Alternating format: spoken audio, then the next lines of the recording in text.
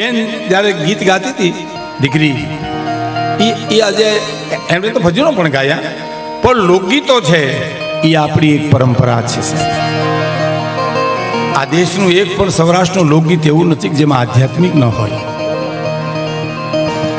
એ પરંપરા હું રજૂ કરી દઈશ, પણ હું એક પ્રસંગ રજૂ કરી દઉં જે મેં મૂક્યો છે. બાપુ, અણિયારા ગામ મેંદરડા તાલુકાની આ ઘટના આપણે મારે કીધા વિના નહીં રહેવાય. એક મારી ફરમાઈશ છે, એ મારા આનંદ ખાતર મને ગમે છે એટલે રજૂ કરું છું. તમને ગમે ન ગમે એ તમે જાણો. પણ બપોરનું ટાણું એ 15-20 મહેમાનોને એક એક બાવડા પકડી પકડીને જ્યારે ઘેરે જમવા લઈ જતા ત્યારે માણહુરભાઈ આયરને એમ જ થયું, હે દ્વારકાધીશ, હે મુરલીધર, હે દીનાનાથ, એક અડધો રોટલો દીધો હોત તો અડધામાં હું અડધો ખવડાવી દેત, પણ આટલી ગરીબાઈ મને ત્યાં આપી છે. પ્લીઝ હવે જરા બેસી જજો બધા મિત્રો, થોડીક ઘડી બેસી જાઓ, 15-20 મિનિટ બેસી જાઓ. હું તમને કહું, જો તમને સમજાતું હોય તો 15-20 મિનિટ તમે બેસી જાઓ પ્લીઝ, મહેરબાની કૃપા કરીને. આ મારે કેવું છે કે તમે ધર્મને કેળે હાલો ને મિત્રો, તો અસ્તિત્વ તમને મદદ કરે.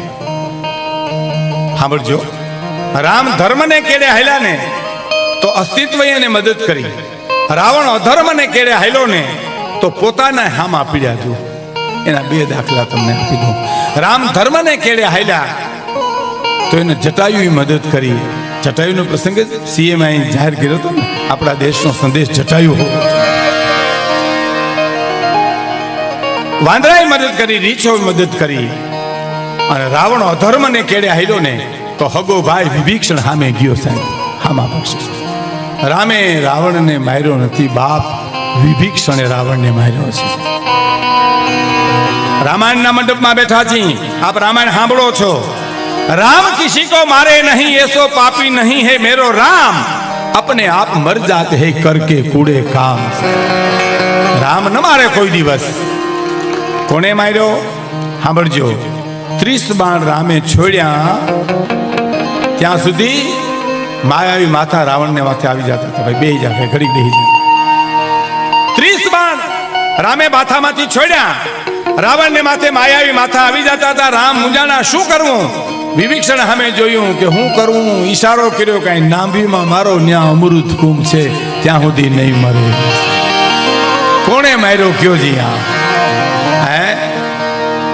અને એટલે તો આપણે ગામડામાં પણ ઘણા કાગળ લખતા, પેલા તમને ખબર હોય તો, રામજી પ્રેમજીને પૂગે, અમે નહીં પૂગીએ. રામજી પ્રેમજીને પૂગે, એને એના પૂગે સાહેબ. પણ ધર્મને કેળે હાલો તો અસ્તિત્વ પણ મદદ કરે તમને. એનો આવો પ્રસંગ કહી રહ્યો છે કે માણહુરભાઈને એમ થયું કે કાંઈ આટલી ગરીબાઈ, દાતારી ભરતક સાહેબ ઉઢેડા આવે એ માણસને. ફરીવાર દોહરાવું, પૂજ્ય મોરારી બાપુ કહેતા હતા કે દાતારી તત્વ જો તમારી પાસે હોય તો તમે જગ જીતી ગયા કહેવાય. સાહેબ, અસ્તિત્વ તમારી આજુબાજુમાં આટા મારે, પણ દાતારી તત્વ જો ન હોય તો કરોડો અબજો રૂપિયા હોય તો એની કોઈ કિંમત નથી. એટલે મારા તમને કેવું છે, ઘડીક ઉભા થાય, ઘડીક આમ હાલે. એમાં કિંમતી મહેમાનનું બાવડું પકડીને માણહુરભાઈ હાય રે એટલું બોલ્યા, ભાઈ તમે મારે ને રોટલો ખાવા આવજો. 2-3 માણસોએ જોયું, ઓહો આ માણસ બહુ મોટો. માણસુરભાઈ બિચારો નાનો માણસ, આને શું કરશે? હવે કોઈને એમ તો ન કહેવાય કે ભાઈ તમારી સ્થિતિ નબળી છે તો એ મહેમાનને હું મારે ઘરે લઈ જાઉં. પણ ડાયા માણસે રસ્તો કાઢ્યો કે માણહુરભાઈ એને મારે ઘરે એટલા માટે લઈ જાઉં, મારે બીજા મહેમાનો આવ્યા છે ને એની યારે થોડું વ્યવહારિક કામ છે. એમ તો હા, એમ કરો ને, હું મારે ઘરે જમાડીને તમારે ઘરે મૂકી જઈશ. પકડ્યું બાવડું સાહેબ, અને ટૂંકમાં એને ઘેરે લઈ આવી, ઓસરીમાં બેહાડી, ઓરડામાં જઈ માણહુરભાઈ એટલું બોલ્યા, આયરાણી. અને ઓરડો ઓઢીને બેઠેલી આયરાણી એટલું બોલી, હા આયર, એક મહેમાનને જમવા લઈ આવ્યો છે. ઓહો સાહેબ, લખવું ના લખી લ્યો, દેવાય બોદર લખી શકે. આયરાણી આવેલ માણસોની હારે દુશ્મનને મોટો કર્યો છે ને, એને હણગારીને મોકલી દેજો, પણ આયરાણી રાહ રાખતા વાત કરજો. એ તો પુરુષ લખે, અમલ તો ભારતની આર્ય નારીને કરવો છે. એ અમાલ તો જણનારી જનેતાને કરવો છે. હું પ્રસંગ હું તમને પછી કહીશ, પણ આટલું જ પુરુષ બોલ્યો કે મહેમાનને જમવા માટે લેવો છો. અને આ રાણી એટલું બોલી, આયર ઘરમાં કાંઈ નથી, 2 દી થયા તમે મેં ખાધું નથી, અને તમે મહેમાનને લઈને આવ્યા, તમને વિચાર નો આવ્યો? અને પછી જે પુરુષ જવાબ આપે છે, આયરાણી મને ખબર છે ઘરમાં કાંઈ નથી, હું ઘરનો ઘરધણી છું, પણ તો તમે શું કામ લઈ આવ્યા મહેમાનને? હવે આયરનો જવાબ સાંભળજો કે આયરાણી હું એટલા માટે લઈ આવ્યો કે મારાથી રહેવાનું નહીં, એનું હું કરું. એ મારાથી રહેવાનું નહીં ને, એ તમારી આહિર કુળની પરંપરા છે સાહેબ. મારાથી રહેવાનું નહીં એનું હું શું કરું? અને આયરાની એ જ ક્ષણે આંખના હું લોહી નાખ્યા અને એટલું કીધું, આયર કોઈ ચિંતા કરતા નહીં, હમણાં હું મહેમાનને જમવા બેહાડી દઉં. જાઓ મહેમાનની હારે બેસો. મહેમાનની હારે બેઠા. થોડી 15-20 મિનિટ પછી આયરાણી એટલું બોલ્યા, પધારો મહેમાન જમવા. ચાકલો નાખ્યો. આ વાત મને બહુ ગમે સાહેબ, હું મારા આનંદ ખાતર કરું છું. ચાકલો નાખ્યો, પધારો. મહેમાને કીધું, માણુરભાઈ તમે તો, હું તો જમીને જ હજી ચોરે આવ્યો હતો ભાઈ, મારે કઈ જમવું નથી. જોયું, હું તો જમીને જ હજી ચોરે આવ્યો હતો, તમે જમી લો. ચાકલો નાખ્યો, થાળી મૂકી, પાણીનો લોટો ભર્યો.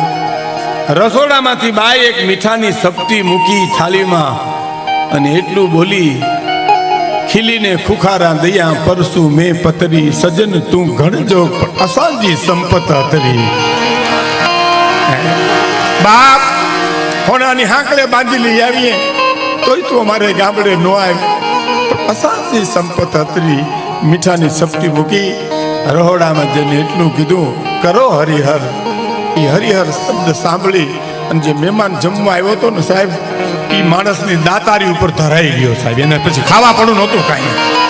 હા હા, આની આ પરિસ્થિતિ, અને આ પરિસ્થિતિ માણસ મને બાવડું પકડીને ઘીરે લેવો, મારે ઘીરે જમવા હાલો. એની દાતારી ઉપર, એની ઉદારતા ઉપર એ માણસ ધરાઈ રહ્યો. પણ છતાં એક મીઠાનો કણ મોઢા મૂકે, પાણીનો ઘૂંટડો પીએ. એક મીઠાનો કણ મોઢા મૂકે, પાણીનો ઘૂંટડો પીએ. 32 વાતના ભોજનમાં તૃપ્તિ થાય એટલી તૃપ્તિ કરી ઓટકાર ખાઈને આવીને એટલું કીધું, માણુરભાઈ હાલો હવે ચોરે. જ્યાં જ્યાં મહેમાનો ગયા એ આવી ગયા છે, એટલે અમારે બસનું ટાણું થયું, એટલે અમારે જવું. અને મહેમાનોને લઈ માણુરભાઈને લઈને આવ્યા. ચોરે આવીને કીધું, આવી ગયો ડાયરો બધોય? તો કે હા ભાઈ, ફલાણા ભાઈ ગયા તા જમવા, એ આવી ગયા? તો કે હા. બધું આપણા ગામનો ડાયરો આવી ગયો? તો કે હા, બધું આવી ગયો. અને પછી ચોરે માણુરભાઈને બોલાવીને મહેમાન વાત કરે છે, માણુરભાઈ અહીંયા આવતા ભાઈ, મારી પાસે બેસો. પાસે બેહાડી મહેમાનને કહે છે, મહેમાનનું નામ ભૂલી ગયું છે કે મહેમાન કહે છે, માણુરભાઈ દીકરા કેટલા? એક જ દીકરો ભાઈ. હા, દેખાણો નહીં, મેં જોયો નહીં. તો કઈ 12 ગામ મોકલો તો 2 દી થયા. હા હા હા, એક દીકરો. કેટલી ઉંમર? 21-22 વર્ષની ઉંમર છે. એમ? ડાયરો સાંભળો છો? ચોરે બેઠેલા ડાયરા સામે જોઈને મહેમાન બોલ્યો, તમે સાંભળો છો? તો કે હા. માણુરભાઈ તમારા દીકરાને મારી દીકરી પરણાવું છું, જાડી જાન જોડીને મારે ગામડે આવજો. તમારા દીકરાને મારી દીકરી પરણાવું છું, જાડી જાન જોડીને મારે ઘેરે આવજો. કારણ કે ગરીબ સમજીને હું તને દઉં તો જિંદગી ભરનો તું મારો ઋણી રહે, પણ મારી દીકરીને તારા દીકરાને પરણાવું, ગાડાના કર્યાવર ભરી ભરી અને દઉં, જેથી કરીને હું ઋણી રહું, પણ કોઈ દી તું મારો ઋણી ન રહે. આ મૂડી છે આપણી, આ સંસ્કાર છે. અને પછી દીકરીના જ્યારે લાડે ફોડે લગ્ન થયા. લગ્નમાં તો આપ જાણો છો, લગ્ન ગીતની એક પરંપરા છે, લોકગીતોની એક પરંપરા છે. આ ગીતોમાં વાતું પડી છે સાહેબ. પરમ પૂજ્ય મોરારી બાપુને અમે બેઠા હતા ત્યારે મેં કીધું, કે બાપુ આપણા લોકગીતો જ એક એવા છે કે જે ગીતની માલિકા બાઈ રાહડા લેતી લેતી પોતાની વેદના રજૂ કરી છે. દાખલા તરીકે, કે સાહેલી સુણ સાહેલી મારી નણદલ ના બોલે ના માતા જે સુણ સાહેલી.